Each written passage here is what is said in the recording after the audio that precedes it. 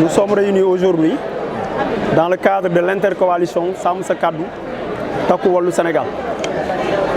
D'abord pour présenter cette très grande intercoalition composée de partis représentatifs qui ont fait leurs preuves au niveau du Sénégal.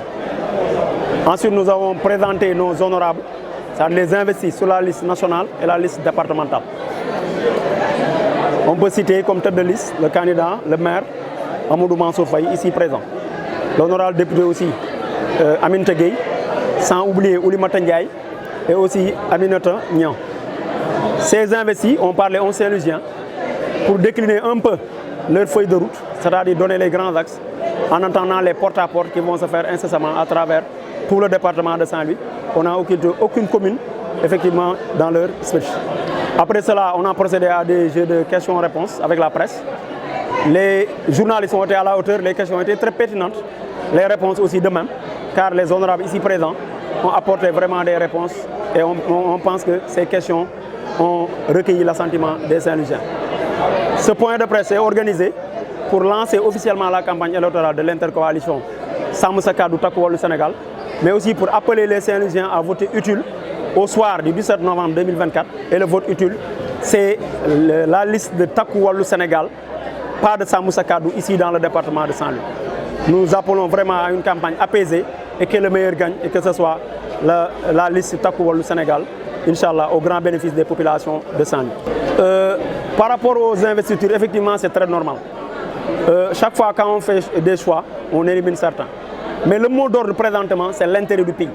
Et quand l'intérêt national vraiment est agité, ça doit primer sur tous les intérêts partisans ou crypto-personnels. Donc par rapport à ça, on a su les gérer.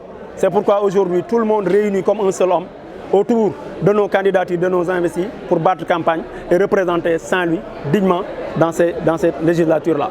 Et par rapport aux lignes de campagne, je pense qu'on ne se leurre pas la face. Quand on choisit des députés pour Saint-Louis, c'est pour représenter valablement Saint-Louis. Il y a tellement de problématiques au-delà de Saint-Louis. On peut parler de la pêche, parlant des licences de pêche.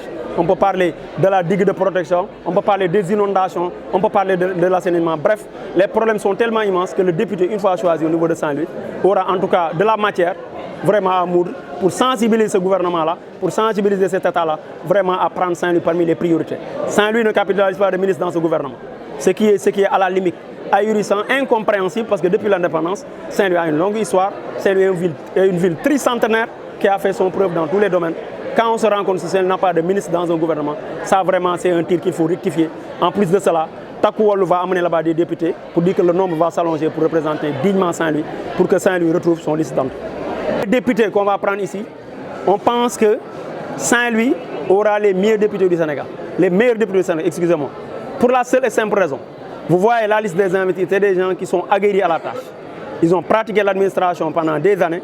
Ils comprennent comment fonctionnent les programmes publics, comment fonctionnent les programmes de développement. Donc, on peut dire sans se tromper que Saint-Louis sera très bien représenté au grand bénéfice des populations. Et ça, la campagne électorale, les Saint-Louisiens eux-mêmes vont juger que ces députés-là mis à leur disposition, ce sont les vrais députés qui vont représenter le peuple, Inch'Allah.